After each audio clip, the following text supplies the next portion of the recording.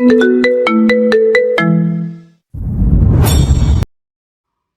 বলতো, মাস্টারের সামনে জুতো পরে নাচা দৃষ্টিকটু লাগে।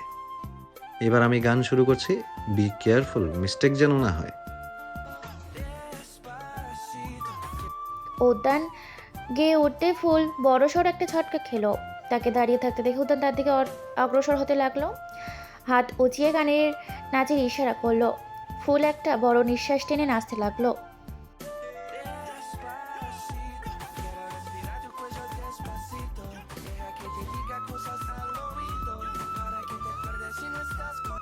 ফুলের শরীর শিউরে উঠল।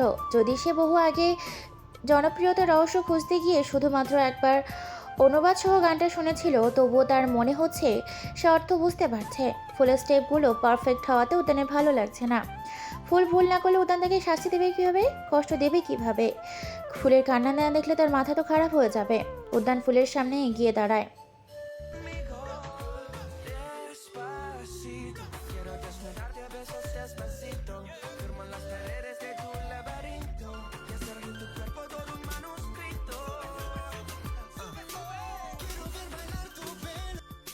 উদ্যান হঠাৎ থেমে গিয়ে ফুলের আরও কাছে যেতে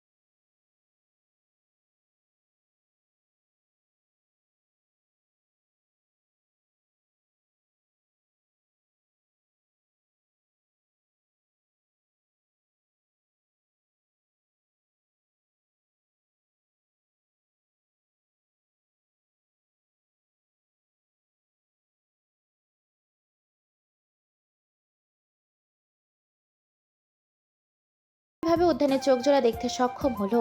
লোকটার চোখ মারাত্মক। চোখ দিয়ে যেন সবকিছু ভস্ম করে দেওয়ার ক্ষমতা রাখে। আবেশ এসব আজগুবি চিন্তা বাদ দিয়ে বলল, মানে আমি কি করেছিলাম ওর সাথে? ডান্স করেছিলে, আমিও সেটাই করার চেষ্টা করেছি, কিন্তু তোমার বোন আমার সাথে স্টেপ মেলাতে ব্যর্থ হয়েছে। বোন শব্দটা শুনেই আবেশের চোখ বড় বড় হয়ে গেল। লোকটা যে তাচ্ছিল্য করে বোন বলছে সেটা ভালোই বুঝতে পারছে। উদ্যান আবেশের পা হতে মাথা অবধি সূক্ষ্মভাবে পর্যবেক্ষণ করে বলল, কারো রুমে ঢোকার আগে পারমিশন নিতে হয়, জানো না? আবেশ ভেবে চাকা খেয়ে গেল।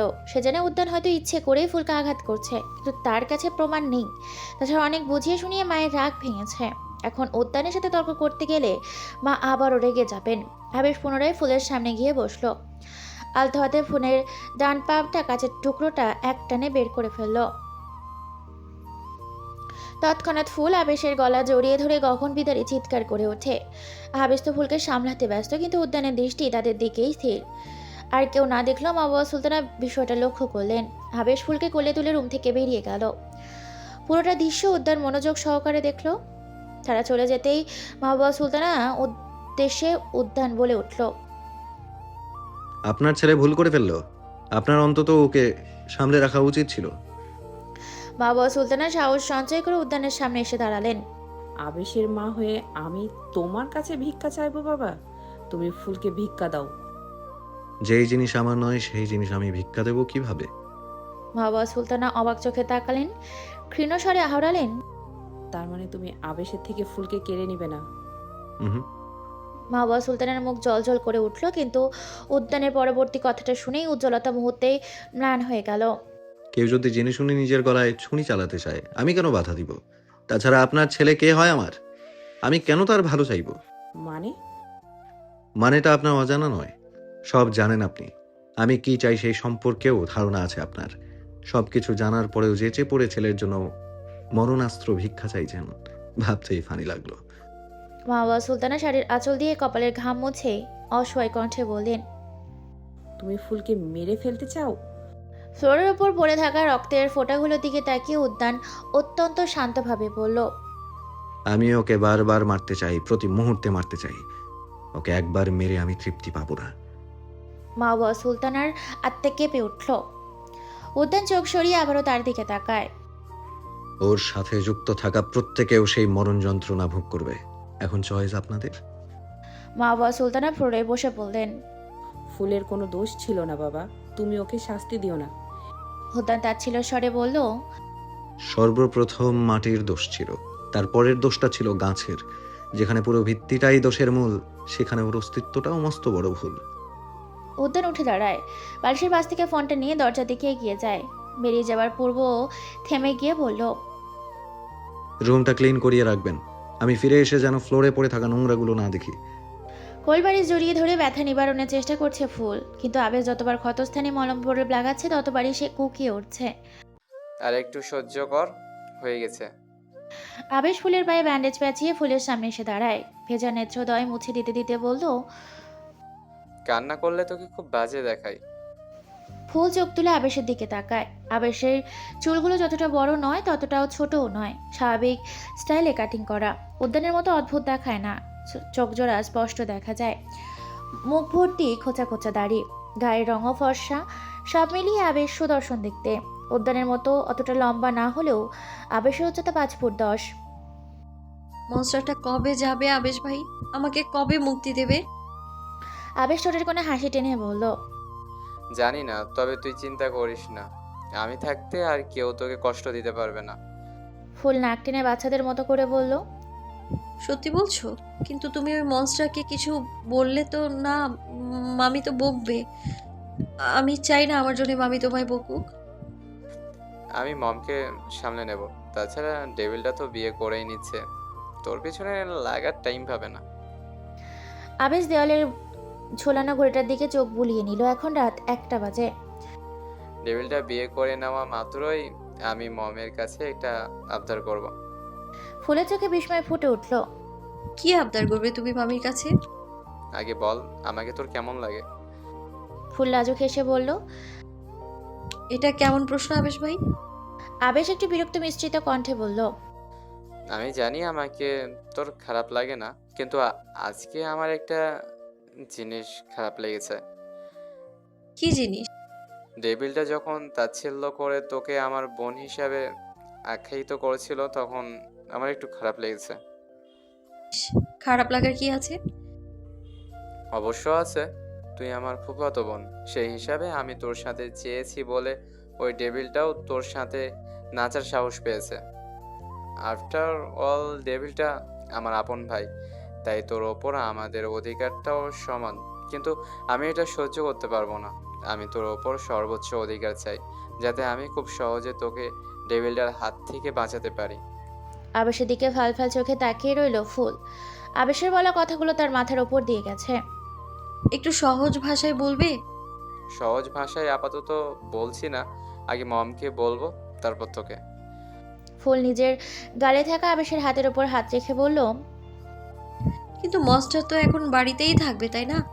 তুমি যাই করো না কেন, মনস্টারের সাথে এক বাড়িতে আমি শান্তিতে থাকতে পারবো বলে মনে হয় না। আমি তো ঠিক করে নিয়েছি, মনস্টার এই বাড়িতে থাকলে আমি মাকে নিয়ে অন্য কোথাও চলে যাব। নিজের বাড়ি বলে তোমার উন্মত ভাইয়ের দেমাক অনেক। আমিও দেখব এ বাড়ি থেকে চলে যাওয়ার পর আমাকে সে কি করে টর্চার করে।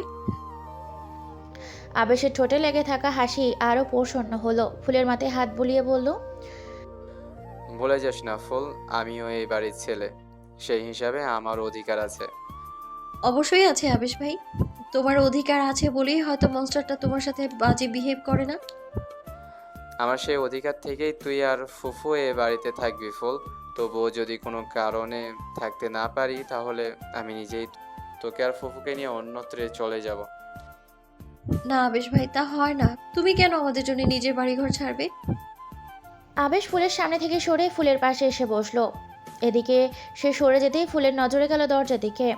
এতক্ষণ আবেশের জন্য সে দরজায় ওপাশে দাঁড়িয়ে থাকা উদ্যানকে দেখতে পায়নি। উদ্যানকে দেখেই ফুলের গলা শুকিয়ে গেল। উদ্যান অদ্ভুত ভঙ্গিমায় দাঁড়িয়ে আছে। আমি তোর জন্য সবকিছু ছাড়তে পারবো ফুল, আমি সবকিছু তোকে আগলে রাখবো। কথাটা বলেই আবেশ ফুলের দিকে তাকায়। ফুলকে ভয়ার্ত চোখে দরজার দিকে তাকিয়ে থাকতে দেখে সে নিজেও দরজার দিকে তাকায়। উদ্যানকে দরজায় দাঁড়িয়ে থাকতে দেখে আবেশ নিজেও ঘাবড়ে গেল, কিন্তু উদ্যান কোনো প্রকার প্রতিক্রিয়া করলো না। ধূপধাপ পা ফেলে নিজের গন্তব্যে চলে গেল। সে চলে যেতেই ফুল একটা স্বস্তির নিঃশ্বাস ফেলল। ডেভিলটা কিছু শুনেছে বলে মনে হয় না।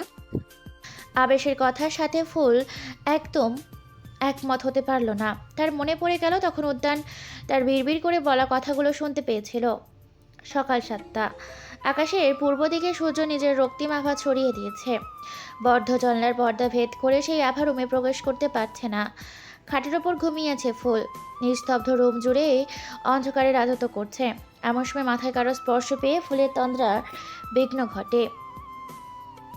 পিটপিট করে চোখ মেলে সামনে কারো অবয়ব দেখে সে যে চিৎকার করতে যাবেই, তার আগেই সামনে বসে থাকা ব্যক্তিটা টেবিলের ল্যাম্প জ্বালিয়ে দেয়।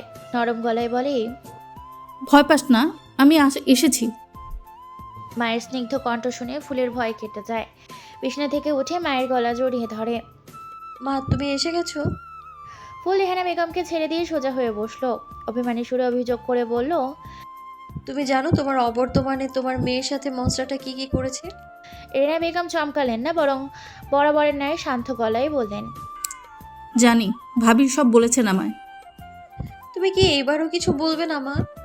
রেহানা বেগম নিশ্চুপ হয়ে গেলেন। কিছুক্ষণ পর গম্ভীর গলায় বললেন, আমি যতদূর জানি উদ্যান বেশি দিন থাকবে না। আমি চাই না অশান্তির সৃষ্টি করতে। ভুলে যাস না, তাদের কাছে আমরা ঋণী। তারা না থাকলে আমরা বহুদিন আগেই বিলীন হয়ে যেতাম। আমাদের মতো আগাছা আর পরগাছার মতো মানুষদের মুখে প্রতিবাদ শব্দটা মানায় না। মায়ের এমন তিক্ত বাণী শুনে ফোনের চোখের পানির কোণে পানি জমল। রেহানা বেগম উঠে দাঁড়ালেন। দরজা অব্দি এসে পুনরায় পিছু ফিরলেন। ফ্রেশ হয়ে নিচে যা, জানি পায়ে ব্যথা, তবু রুমে বসে থাকিস না। রেহানা বেগম রুম থেকে বের হতেই মাহবুবা সুলতানা বলে উঠলেন। মেয়েটাকে এভাবে না বললেও পারতে। রেহানা বেগম শ্বাস ফেলে বললেন, আমি ওর ভালোর জন্যই বলেছি। উল্টো তুমি আবেশকে এভাবে বলতে পারছো না, এটা তোমার ব্যর্থতা। যদি প্রথম থেকেই সহ্য করা শেখাতে, তবে আজকের দিনটা দেখতে হতো না। তোমার ছেলে তো প্রতিবাদী হয়ে উঠেছে ভাবি, কিভাবে সামলাবে তাকে? উল্টো তোমার ছেলের প্রতিবাদের জোরে আমার মেয়েটার জীবনে আরও অন্ধকার নেমে আসবে। ঘড়ির কাঁটায় টিকটিক আওয়াজ জানান দিচ্ছে এখন বেলা 10টা বাজে। কিছুক্ষণ পরেই উদ্যান আর মেলোর গায়ে হলুদ। উদ্যান আর মেলোর বললে ভুল হবে, কারণ উদ্যান তো বাড়িতেই নেই।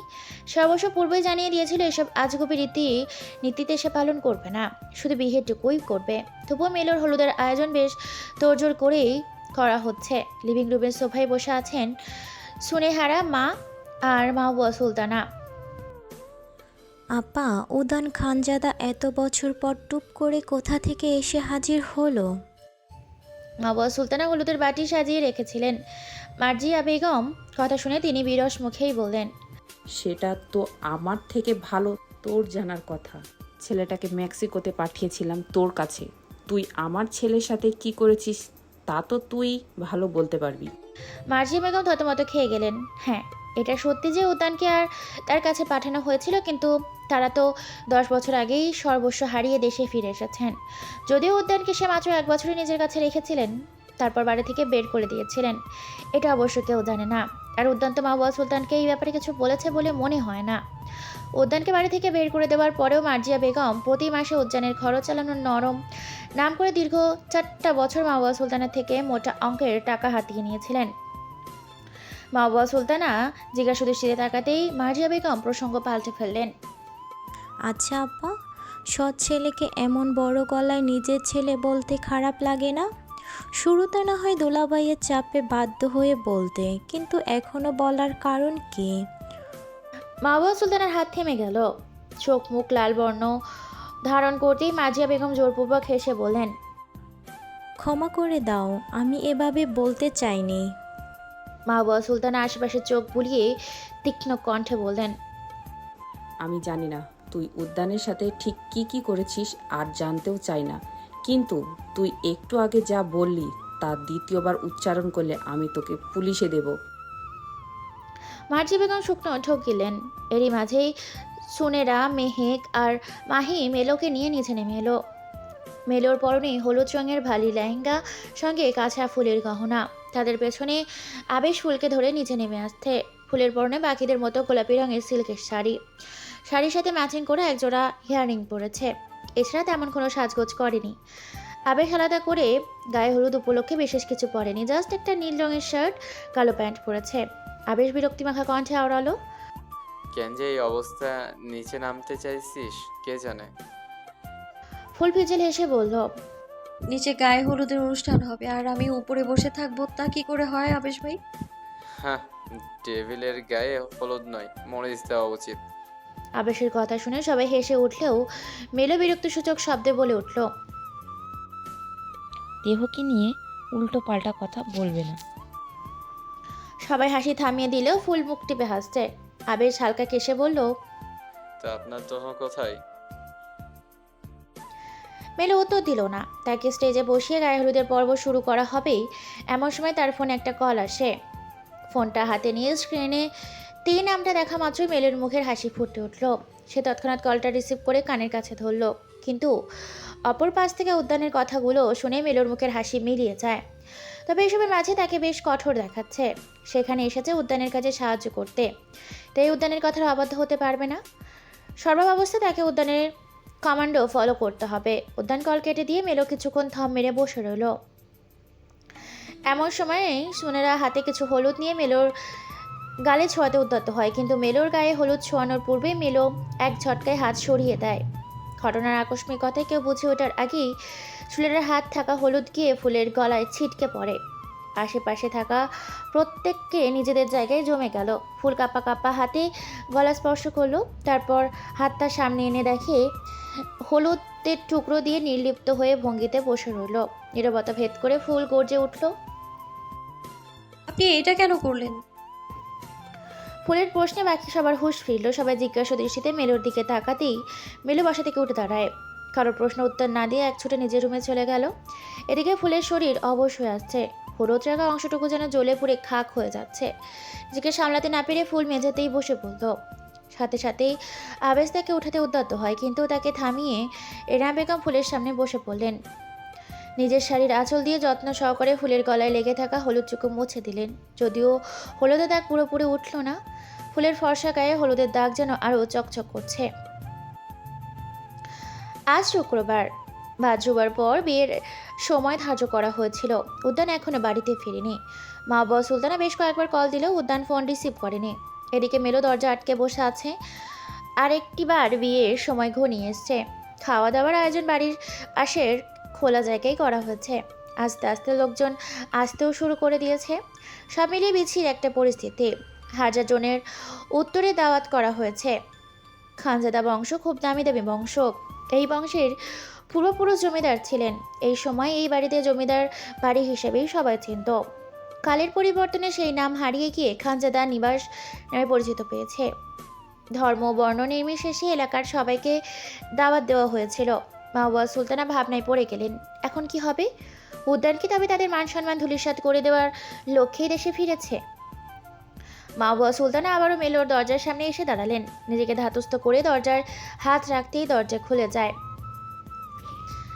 মাওয়া সুলতানা তাড়াহুড়ো করে রুমে ঢুকলেই দেখেন কিন্তু মেলো রুমে নেই। সারা ঘর তছনছ করে খুঁজলেও মেলোকে পাওয়া গেল না। সবচেয়ে বড় ব্যাপার হলো মেলোর জন্য কিনে রাখা বিয়ের বেনারসি গয়না সব অবলীনায় বিছানার ওপর পড়ে আছে। এই সময় সোনিয়ারা হন্তদন্ত হয়ে রুমে ঢুকলো। খালামণি, নিচে উদ্যান ভাই এসেছে। সোনিয়ার কথা শুনে মাওয়া সুলতানা কাট কাট চোখে তাকালেন। সোনিয়ারা জোরপূর্বক হেসে বলল, সরি খালামণি, ভুল করে ভাই বলে ফেলেছি। তোরা এত ভুল করিস কেন বলতো? জানিস তো ছেলেটা ভাই সম্বোধন সহ্য করতে পারে না। যাক, আমার সামনে বলেছিস, ওর সামনে আমার বলে ফেলিস না যেন। সোনিয়ারা হ্যাঁ বোধক মাথা নেড়ে আশেপাশে তাকিয়ে মেলোকে খুঁজতে লাগলো। তার ভরসা দেখে মাওয়া সুলতানা তাকে এক প্রকার টেনে টুটে রুম থেকে বের করে দিলেন। তারপর নিজেও রুম থেকে বেরিয়ে বাইরে থেকে দরজা লক করে দিলেন।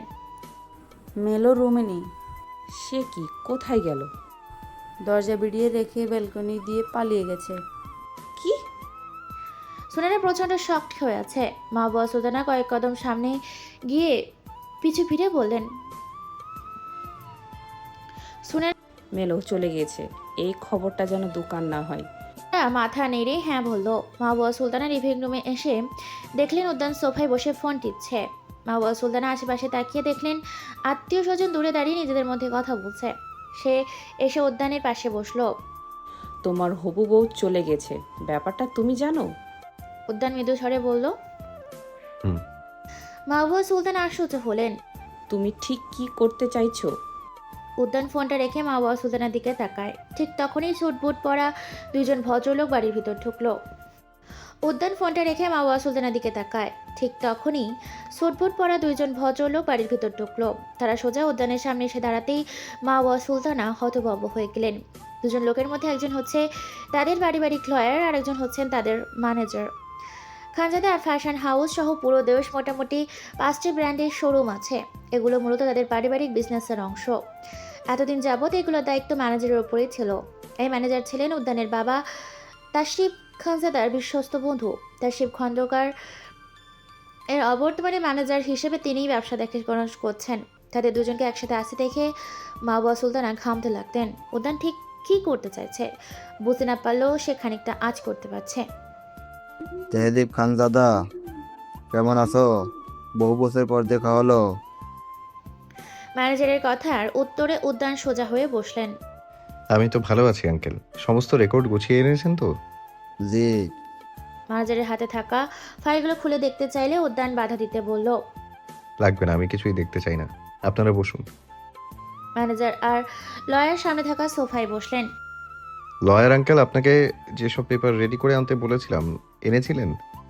লয়ার হ্যাঁ বোধক মাথা নেড়ে কিছু পেপারস উদ্যানের সামনে থাকা টেবিলের উপর রাখলেন। উদ্যান পেপারগুলো নেড়ে ছেড়ে দেখতে লাগলো। মাহবুবা সুলতানা এবার লয়ারকে প্রশ্ন করলেন। এগুলো কিসের পেপার ভাই? লয়ার অবাক চোখে মাহবুবা সুলতানের দিকে তাকিয়ে বললেন। ভাবি, আপনি কিছুই জানেন না। মাহবুবা সুলতানা জোরপূর্বক হেসে বললেন, না তো, কোনো গুরুত্বপূর্ণ বিষয় নাকি? লয়ার গুরু গম্ভীর কণ্ঠে বললেন। তেহদীপ নিজের আস্থাবর সব সম্পত্তি দান করে দেওয়ার সিদ্ধান্ত নিয়েছে। কথাটা শুনেই মাহবুবা সুলতানের পায়ের নিচের মাটি সরে গেল যেন। কি? উদ্যান, তুমি এসব করতে পারো না। উদ্যান গম্ভীর গলায় বলল। আমি কি কি করতে পারি সেই সম্পর্কে ধারণা খুব শীঘ্রই পেয়ে যাবেন। মাহবুবা সুলতানার বুকের ভেতর ধক করে উঠল। তুমি কি চাও আমাকে বলো, আমি সব করব। শুধু আমাদেরকে নিঃস্ব করে দিও না বাবা। উদ্যান কিছুক্ষণ স্থির হয়ে থেকে মাহবুবা সুলতানের দিকে দৃষ্টি নিক্ষেপ করে বলল। মেলো আমাকে বিয়ে করবে না বলে পালিয়ে গেছে, কিন্তু আমি বিয়ে করতে চাই। আমার ওয়াইফ প্রয়োজন, আজকেই বিয়ে করতে হবে। মাহবুবা সুলতানা হাঁপ ছেড়ে বললেন। এ আর এমন কি, আমি আজকেই তোমার জন্য মেয়ের ব্যবস্থা করব। উদ্যান কোনো প্রকার ভনিতা না করেই বলল। আমি অন্য কাউকে না, ফারহান আহমদের একমাত্র মেয়েকে বিয়ে করব বলে সিদ্ধান্ত নিয়েছি। সর্বস্ব হারাতে না চাইলে আপনি নিজে ওকে আমার হাতে তুলে দেবেন। মাহবুবা সুলতানা অবিশ্বাস্য চোখে উদ্যানের দিকে তাকালেন। তুমি এসব কি বলছো? তুমি তো ওকে দেখতেই পারো না, তাহলে হঠাৎ করে কেন ওকে বিয়ে করতে চাইছো? আমি কৈফিয়ত দেব না, যা বলেছি তা করবেন কিনা বলুন। মাহবুবা সুলতানা শাড়ির আঁচলে চোখ জোড়া মুছে নিয়ে মিনতির সুরে বলল। তুমি বলেছিলে ফুলকে আবেশের থেকে কেড়ে নেবে না, তাহলে এখন কেন করছো এসব? আমি কেড়ে নেব না, আপনারা নিজে থেকেই ভালোভাবে ওকে ছেড়ে দিন। যদি না ছাড়েন তাহলে নিঃস্ব হওয়ার জন্য নিজেদেরকে প্রস্তুত করুন। আজকে কোনোভাবে যদি বিয়েটা না হয় তাহলে আগামীকালকেই বাড়িটাও নিলামে উঠবে। কথাটা বলে উদ্যান পেপারগুলা টেবিলের উপর রেখে সাইন করতে উদ্যত হতেই মাহবুবা সুলতানা তাকে থামায়। তুমি যা বলবে তাই হবে, এখানে সাইন করো না। উদ্যান থেমে গিয়ে দেয়ালে টানানো ঘড়ির দিকে চোখ বুলিয়ে লয়ার আর ম্যানেজারের উদ্দেশ্যে বললেন। বিয়েটা হলে আপনারা খাওয়া দাওয়া করে যাবেন, আর না হলে বাড়ির জঞ্জাল সরাতে আমাকে হেল্প করবেন। লয়ার আর ম্যানেজার মাথা নেড়ে উঠে দাঁড়ালো। তারপর ধীরে সুস্থে ডেকোরেশনের জায়গায় চলে গেল। অলরেডি 2টো বেজে গেছে, 2:30টার মধ্যে ম্যারেজ রেজিস্টার এসে পড়বে। আপনি গিয়ে সব কিছু রেডি করুন। মাহবুবা সুলতানা ধীর গতিতে উঠে দাঁড়ালেন। এদিকে রেহানা বেগম ফুলের চুল মুছে দিচ্ছেন। মেয়েটা কিছুক্ষণ আগে গোসল করে এসেছে। এরই মাঝে সুনেরা আর মেহেক রুমে ঢুকলো। জানো ফুল কি হয়েছে? মেঘের কথা শুনে ফুল ভ্রু নাচিয়ে বলল, কি হয়েছে? আর তোমরা এই সময় এইখানে কেন? তোমাদের দুজনকে না আমি মূল না মানে মেলো আপুকে সাজিয়ে দিতে বলেছিলাম। একটু সাজিয়ে দাও না গিয়ে। ওর পায়ে ব্যথা তো, তাই শাওয়ার নিতে গিয়ে লেট হয়ে গিয়েছে। আরে ফুল, সাজিয়ে দেব কাকে? মেলো আপু তো পালিয়ে গিয়েছে। সুনের কথা শুনে ফুলের মুখ হয়ে গেল। কি কি বলছো? পালিয়ে গেছে মানে? কখন, কিভাবে, আর কেন পালিয়ে গেছে? তাদের কথার মাঝেই মাহবুবা সুলতানা ধীর পায়ে রুমে প্রবেশ করলেন। সুনেরা আর মেহেক, তোমরা রেডি হয়ে নাও। কিন্তু খালামণি, সময় নেই মেহেক, যা বললাম তাই করো। সুনেরা আর মেহেক মাথা নেড়ে চলে যেতেই রেহেনা বেগম বললেন, ওরা রেডি হয়ে কি করবে? মেলো নাকি পালিয়ে গেছে? তা মেয়েটা পালিয়ে গেল কেন? মাহবুবা সুলতানা তড়িৎ গতিতে এগিয়ে এসে রেহেনা বেগমের হাত ধরে কান্না মিশ্রিত কণ্ঠে বললেন, আমাদেরকে নিঃস্ব হওয়া থেকে বাঁচাও বোন। তার এহেন কথা শুনে রেহেনা বেগমের সাথে ফুলও অবাক হয়ে গেল। তুমি এসব কি বলছো ভাবি? হ্যাঁ, আমি ঠিকই বলেছি বোন। উদ্যান ফুলকে বিয়ে করতে চাইছে। একমাত্র ফুলই পারবে আমাদেরকে নিঃস্ব হওয়া থেকে বাঁচাতে। কি? একসাথে তিনজন উক্ত বাক্যটি উচ্চারণ করলো। মাকে এক প্রকার ছুটে আসতে দেখে আবেশ তার পিছু পিছু এসেছিল। এদিক ফুল তো তাজ্জব বনে গেছে। এটা কিরকম মজা করছে মামি, ভাবতে শরীরে কাটা দিচ্ছে। আবেশে মাকে নিজের দিকে ঘুরিয়ে বলল, মম, তোমার মাথা কি ঠিক আছে? হ্যাঁ, তুমি জানো তুমি কি বলছো? মাহবুবা সুলতানা ঝাড়া মেরে আবেশের হাত সরিয়ে দিলেন। তুই এসবের মধ্যে আসিস না বেশ। হাসবো না মানে? তোমার বড় ছেলে যখন যা চাইবে তখন তাই দিতে হবে? মগের মূল্য নাকি? রেহেনা বেগম এগিয়ে এসে বললেন, আবেশ দাঁড়াও, আগে ভাবিকে বলতে দাও। আবেশ বিছানায় বসে পড়ল। বাইরে থেকে শান্ত দেওয়ালো, ভেতর ভেতর তার ধৈর্যের বাঁধ ভেঙে যাচ্ছে। মাহবুবা সুলতানা নিজেকে সামনে নিয়ে আবেশের উদ্দেশ্যে বললেন, আবেশ, তুই যা এখান থেকে। ফুল আর রোহানার সাথে আমার আলাদা কিছু কথা আছে। কি এমন কথা যা আমার সামনে বলতে পারবে না? মাহবুবা সুলতানা তেতে উঠলেন। তার হাতে সময় নেই, তাছাড়া এসব ব্যাপারে আবেশে কিছু বলতে পারবেন না তিনি। তুই যদি এখনই এই রুম থেকে বেরিয়ে না যাস, তাহলে আমি যেদিকে চোখ যাই সেদিকে চলে যাব। আবেশের শরীর আশার হয়ে এলো। উঠে দাঁড়িয়ে দরজা অবধি এসে ঘুরে তাকালো ফুলের দিকে। অসহায় ভঙ্গিমায় না বোধক মাথা নেড়ে কিছু বোঝাতে চাইল। ফুল সেটা বুঝতে পেরে উদ্যান অসহায় সম্পত্তি সহ ব্যবসা বাণিজ্য সব কিছু দান করে দিতে চাইছে। শুধু এইটুকুই নয়, এই বাড়িটাও সে নিলামে তুলবে। ফুল বাসা থেকে উঠে দাঁড়িয়ে গেল। মানে সব কিছু তার একার নাকি, যে যা ইচ্ছে তাই করবে? মাহবুবা সুলতানা আর রেহেনা বেগম একে অপরের দিকে তাকালেন। ফুল বুঝতে পারো তারা কিছু লুকাচ্ছেন। কি হলো বলো, তুমি কেন ভয় পাচ্ছ মামি? তুমি মামার বউ, আবেশ ভাই মামার ছোট ছেলে, তোমাদেরও তো অধিকার আছে তাই না? মাহবুবা সুলতানা কিছু বলতে চাইলে রেহেনা বেগম তাকে থামিয়ে দিয়ে বলেন, তোর মামা নিখোঁজ হয়ে যাওয়ার পূর্বে নিজের অসহায় সম্পত্তি সব নিজের বড় ছেলের নামে দিয়ে গেছেন, তাই সে যা চাইবে তাই করতে পারবে। ফুলের চোখ জোড়া বড় বড় হয়ে গেল। এটা কেমন কথা? তার মামা এটা কিভাবে করতে পারেন? তার ভাবনার মাঝেই রেহেনা বেগম বলে উঠলেন, ছেলেটা যা ইচ্ছে করুক গিয়ে, অনেক সহ্য করেছি, কিন্তু এটা আমি মেনে নিতে পারবো না ভাবি। ক্ষমা করো আমাকে, নিজের মেয়েকে কোরবানি করার মতো হৃদয়হীন হতে পারবো না। মাহবুবা সুলতানা কি বলবেন ভেবে পেলেন না। আর যাই হোক, এক্ষেত্রে সে জোর করতে পারেন না। এরই মাঝে রেহানা বেগমের ফোনে একটা মেসেজ এলো। সে ফোনটা হাতে নিয়ে মেলটা চেক করতে চমকে উঠলেন। মেলে স্পষ্ট ভাষায় লেখা, আপনার সো কল্ড মেয়েকে আমার হাতে তুলে না দিলে আমি আপনার প্রাণ প্রিয় মানুষটাকে উপরে পাঠিয়ে দেব। আশা করি আমি কার কথা বলেছি সেটা আপনি বুঝতে পেরেছেন। মেলটা পড়ে রেহানা বেগম ধপ করে খাটের ওপর বসে পড়লেন। ক্ষীণ স্বরে বললেন, ফুল উদ্যানকে বিয়ে করবে ভাবি, আপনি সব ব্যবস্থা করুন। আচমকা রেহানা বেগমের সম্মতিতে বেশ অবাক হলেন মাহবুবা সুলতানা। ফুল নিজেও বিস্ময়িত নয়নে তাকালো মায়ের দিকে। মা, তুমি এসব কি বলছো? এসব বলো না মা। দরকার হলে আমায় কেটে টুকরো টুকরো করে বানের জলে ভাসিয়ে দিও, তবু ওই মনস্টার হাতে তুলে দিও না। ফুলের কান্না দেখে মাহবুবা সুলতানা কেঁদে উঠলেন। সেও তো চায় না ফুলকে উদ্যানের হাতে তুলে দিতে। আবেশের মনোভাব তো তার অজানা নয়। ছেলেটা যে ফুলকে ভালোবাসে, আর সেও তো ফুলকে বোমা বানাবে বলেই ঠিক করে রেখেছিলেন। তুই এই বিয়েটা করবি ফুল, আর এটা তোর মায়ের আদেশ। ফুল ঠোঁট চেপে কেঁদে উঠল। এরই মাঝেই দরজায় কড়া নাড়ার আওয়াজ ভেসে এলো। কে একজন অনবরত দরজা ধাক্কাচ্ছে। বাবা সুলতানা দরজা খুলে আবেশকে দেখে দৃষ্টি ফিরিয়ে নিলেন। আবেশ বিদ্যুৎ বেগে ফুলের সামনে এসে দাঁড়ালো। ফুল কিছু বুঝে ওঠার আগেই ফুলের হাত ধরে নিয়ে যেতে লাগলো।